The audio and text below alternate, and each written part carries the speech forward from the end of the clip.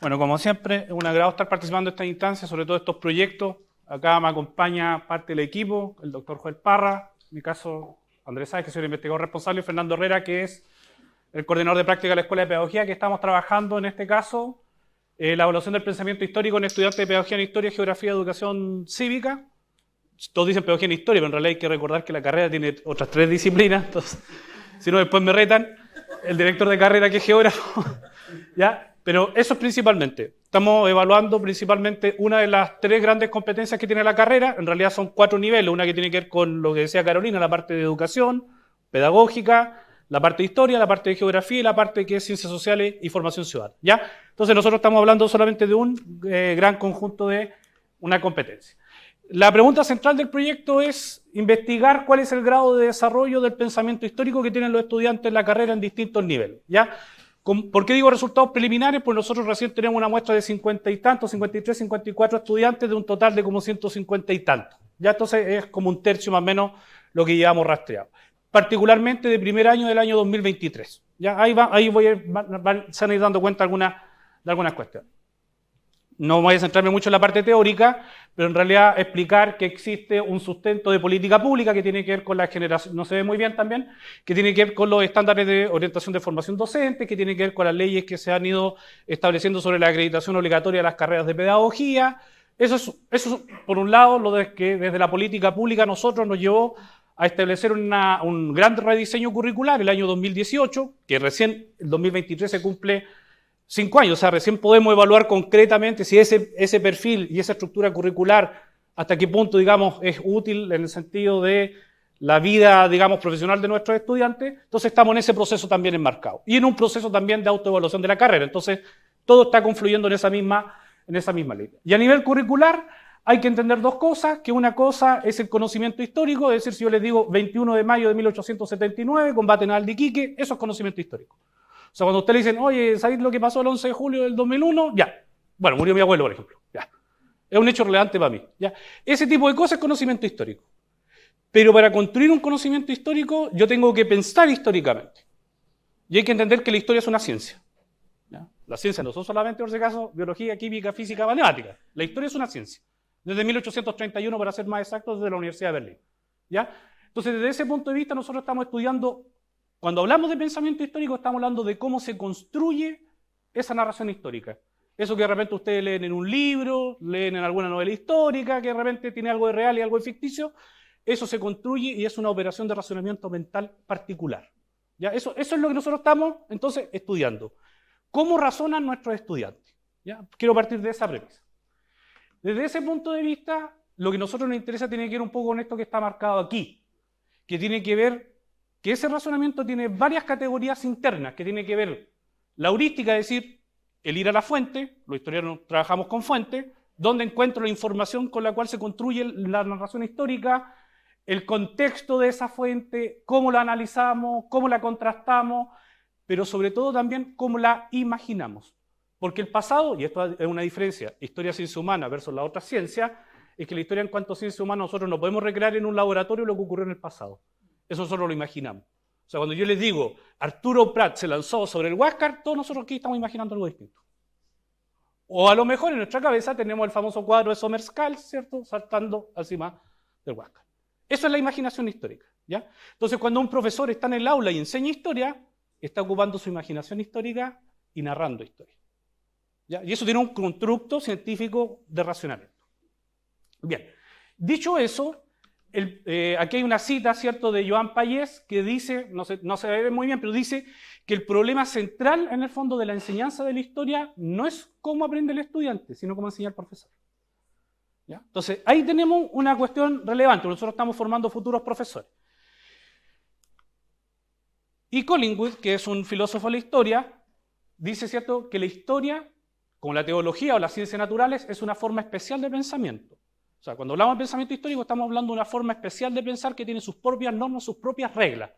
¿Ya? Como todas las ciencias tienen sus propias normas, metódicas, epistemológicas, ontológicas, cada una tiene la suya. Pero el que estudia la historia, contestar cuestiones acerca de las acciones humanas en el pasado. ¿Por qué digo esto? Porque lo que se ha estado estudiando, sobre todo desde la década del 2000 en adelante, es cómo poder evaluar, calibrar, como ustedes quieran calificar, pero principalmente evaluar, cómo se construye ese razonamiento en profesores y estudiantes.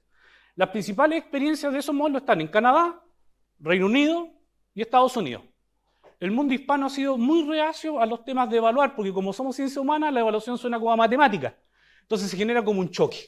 ¿Ya? Entonces en Canadá hay un proyecto que se llama Benchmark, ¿cierto?, sobre el pensamiento histórico, donde Seixas y Morton elaboraron un proyecto y elaboraron en el fondo algunas ideas de algunas categorías a analizar de ese razonamiento, que son relevancia, es decir, por qué un hecho histórico es relevante y otro no, es decir, cómo construimos, respondemos a la pregunta, qué conservamos, qué comentamos, qué contamos y por qué, causa y consecuencias de los hechos históricos, cambio y continuidad, cómo trabajamos con la fuente, cómo hay criterios morales y éticos, y también cómo trabajamos con la evidencia. No me quiero centrar en cada uno de esos, porque si no podríamos estar hablando aquí otra hora más de eso. Entonces, si después en las preguntas alguien tiene duda con alguno de esos, dice.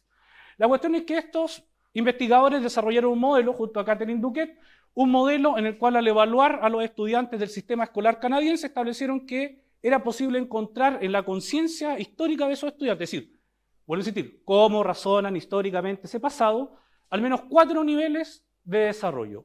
Un nivel primario, en el fondo, no nos puede decir por qué el 21 de mayo es importante. Quiero ponerlo en ese nivel.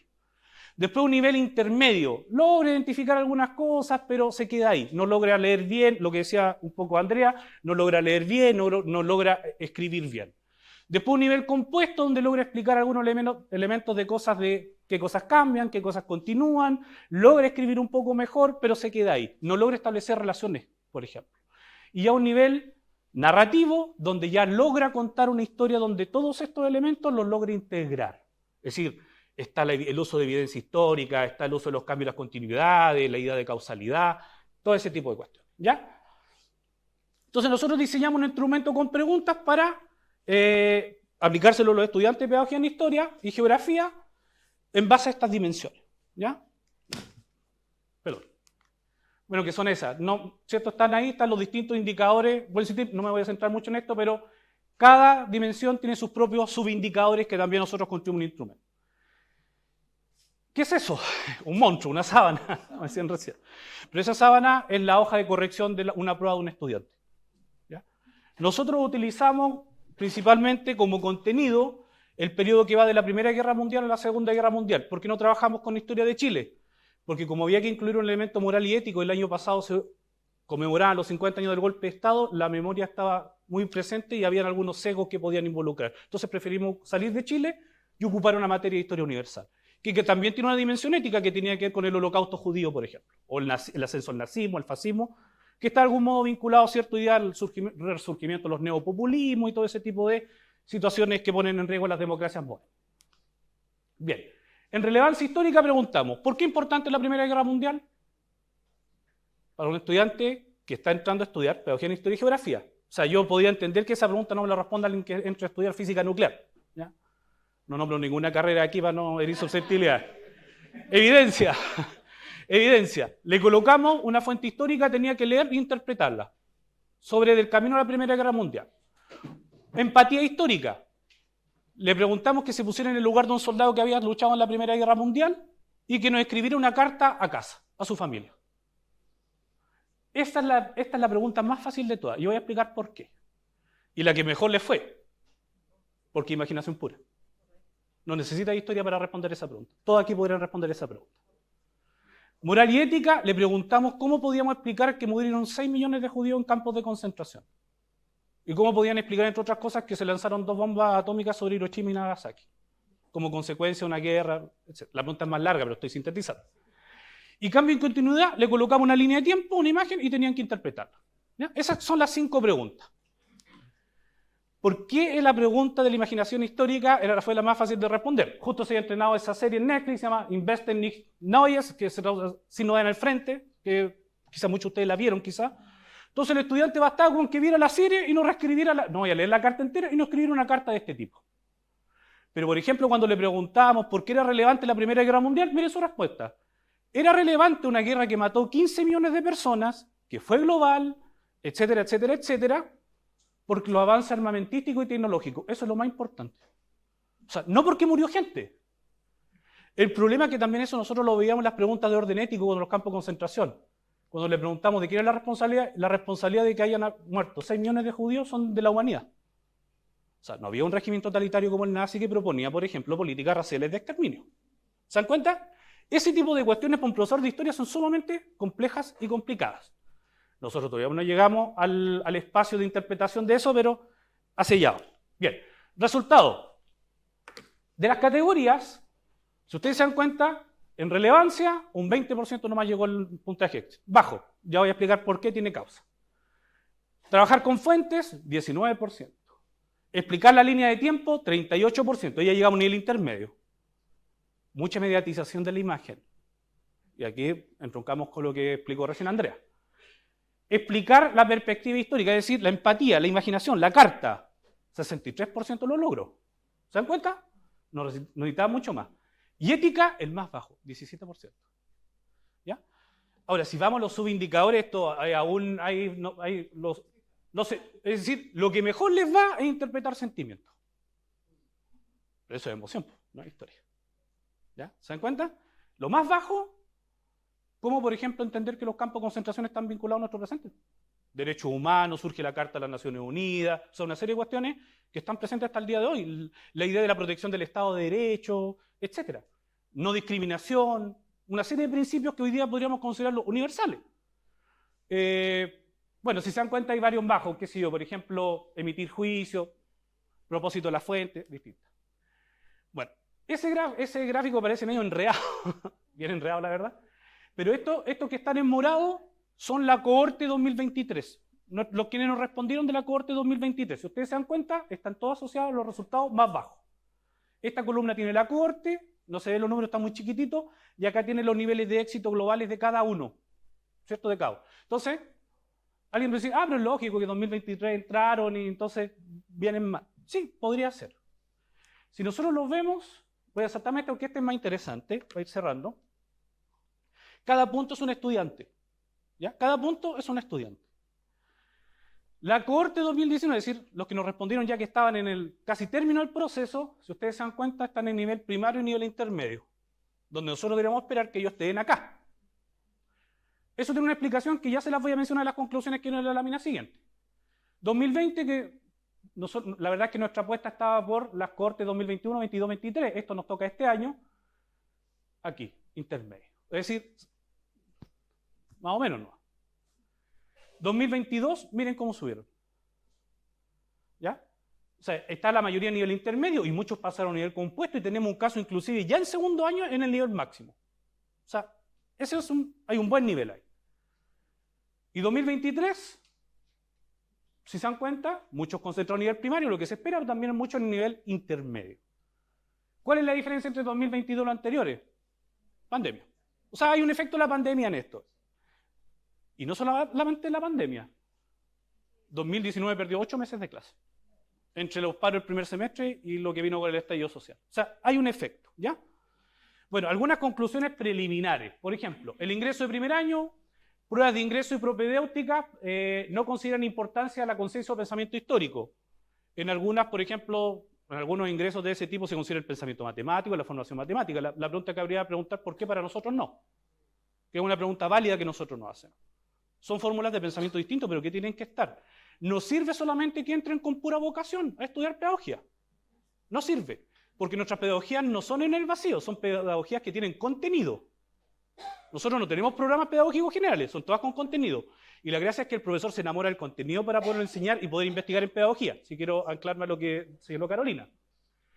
Entonces, y por otro lado, también hay una cuestión de ingreso relativamente tramposo el último año respecto al ingreso a la pedagogía, y ahí cuento el ingreso este año.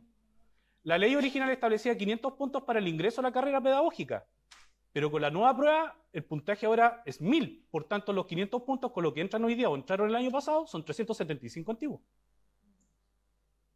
Por tanto, eso también hay una cuestión artificial que tenemos que revisar ahí.